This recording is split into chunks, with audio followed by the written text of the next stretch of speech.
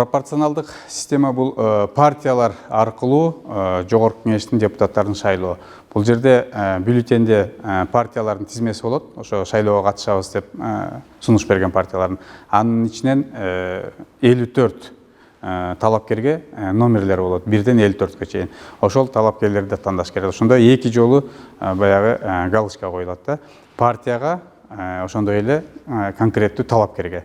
Бул жерде талапкерлерди ушул партияларды сунуштаганга мүмкүнчүлүгү болот. Бул бир жалпы Кыргызстан боюнча бир округ болот. Ошол округда шайлоолор өтөт.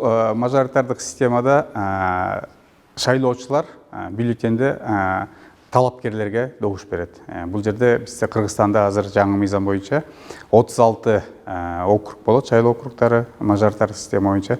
Ал жерде талапкерлердин фамилиялары болот. Ошол фамилияларга каалаган талапкерне тандоо жүргүзүшөт шайлоочулар.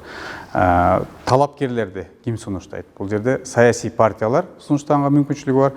Ошондой эле шайлоого укугу бар, шайланган укугу бар жарандар өзлөрү өзүнө өзү көрсөтүү менен чыкса болот.